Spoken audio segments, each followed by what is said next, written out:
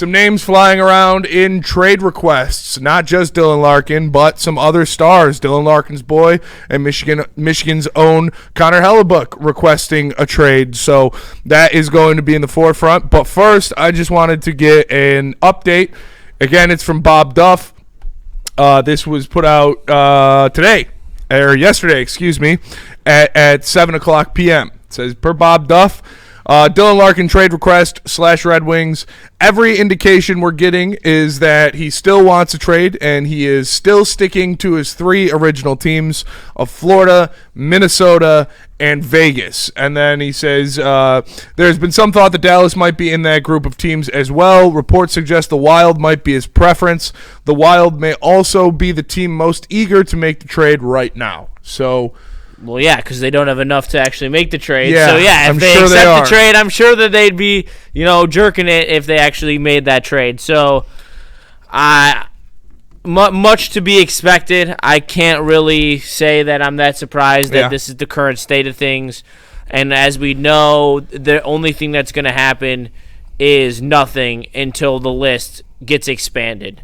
And that's why, when we talk about this stuff later about Cutter, that's half speculation, half insider speculating, also seeing where the fits are in the Anaheim Ducks organization. But I this is to be expected, Spenny. I got nothing new for you on this one. I think the Wild can't make the trade. None of these teams can make the trade happen. Yeah. And even if they were paying a 2C price, they can't even make the trade happen, regardless of them making it a 1C trade where Vegas, Florida, and Minnesota have no value in prospects or draft picks to give the Detroit Red Wings in a trade. So I just don't get it. Yeah, I know people were taking victory laps over Dylan Larkin potentially starting the season with the team.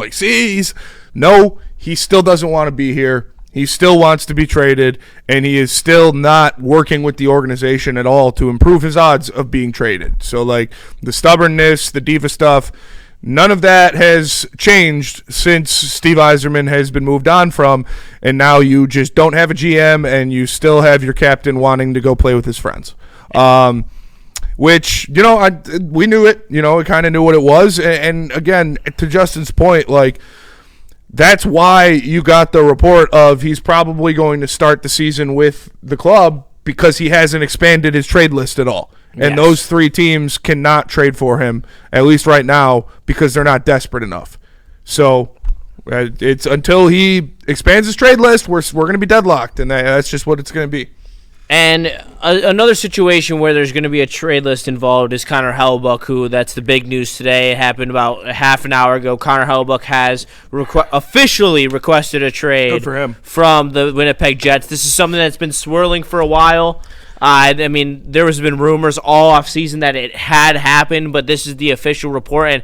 And my question to you, and I want you to think about this while I read the statement from Connor Hellebuyck that his agent put out there. Would you have preferred Dylan Larkin come out and issue a statement like this to the people of Detroit, or would you rather have it be an Elliot Friedman report that came out from that says... agent?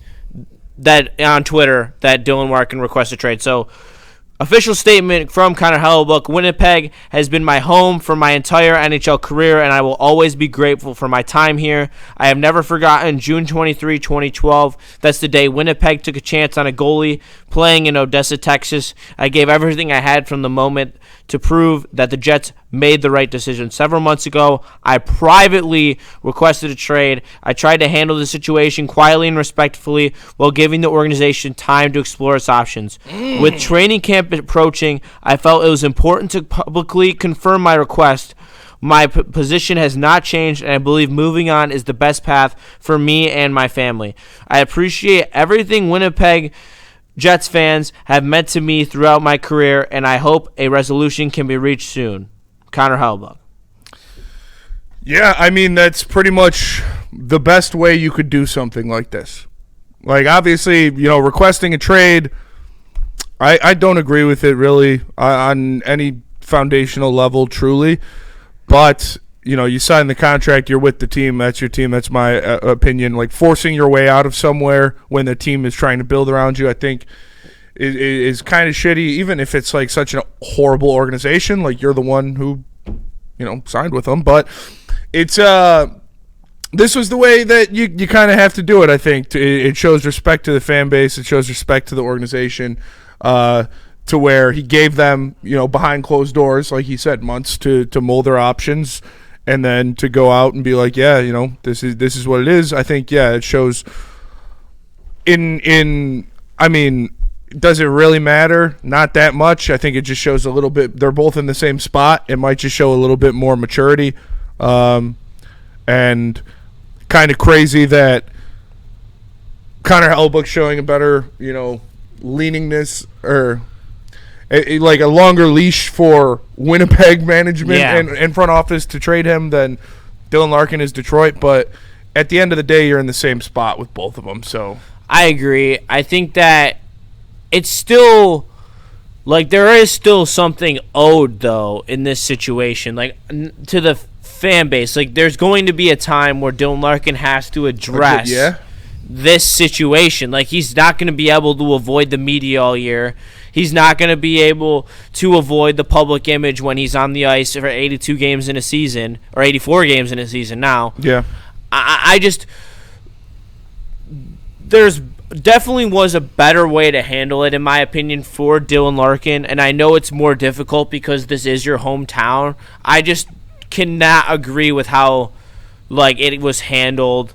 I think a statement would have been the best way, or at least doing it privately. Like, there was no reason why it had to be public information. Like, it came from Elliot Friedman. Like, that's as insider comes. Yeah.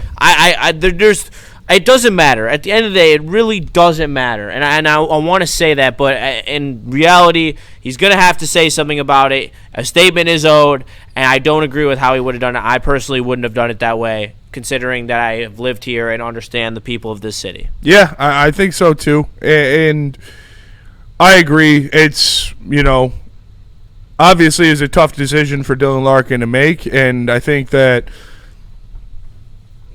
maybe it was, I don't want to say forced upon him, but coerced by some of his, Team USA buddies and stuff like that. So this feels like a bad decision you made at 3 a.m, and then you kind of just are stuck with it.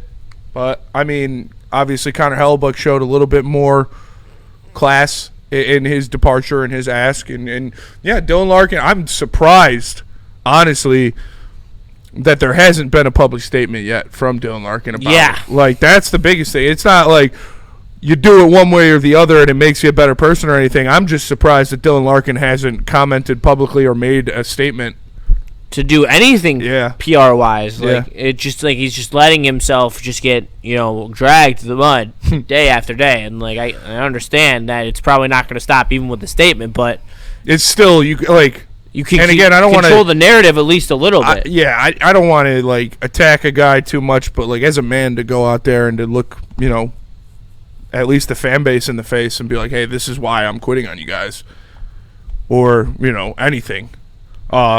But to each their own, I suppose, and I'm sure he will do some kind of statement at some point. And if he doesn't and just gets traded and then has like a goodbye statement, that'll be a whole nother thing to cross when we get to it. But don't even put that out there. Yeah, it's crazy though. Like that Team USA, Brady, Larkin, and now Connor Hellebuyck all saying, all right, we want to play together. Where do you think Hellebuyck ends up? I saw people saying Columbus. I saw, would he stay in Canada, go to Montreal? They don't really need him, though. But if you had him, you don't need the best goalie in the league until you have the best You're goalie right. in the league, You're right. You're absolutely right. I mean, Florida, if Florida could pull it off. Utah, immediately I think of, they have the assets to make it happen. The Sharks would be crazy. Sharks definitely seem like they would be in there. Does he have a no trade clause? I doubt. Yeah, I mean, I'm looking it up right now. Right? I have to believe that he has a no trade clause. He's on his big deal. Like, he's on a pretty hefty contract. Gibson and Postava for Hellebuyck. Who says no? It's the same vengeance. Hellebuyck, he's not even that bad of a deal. $8.5 million for the next 4 years. I mean, He does not have any trade protection. no trade protection? Well, the Jets would probably say no to that for sure. I could see Columbus for sure. Why does he not have any trade protection? Because he's a good guy. Because he's not a dick. Because he's a cool guy. He's a pretty cool dude. He's a pretty cool guy. I don't want, because we do have, Cutter Gauthier to talk about, but oh, yeah. His well, this is why he's doing it. He has a modified no trade for the rest of his contract. oh, okay. That starts in 2027. Okay. I could see Columbus for sure. I could definitely see Columbus. I could see New Jersey. Oh, New Jersey for sure. Yeah. I could see Tampa Bay. Vasilevsky, on the way out. So is he. He's 34. Yeah, but he's not. He's still got fucking 4 years of elite hockey in him, I think.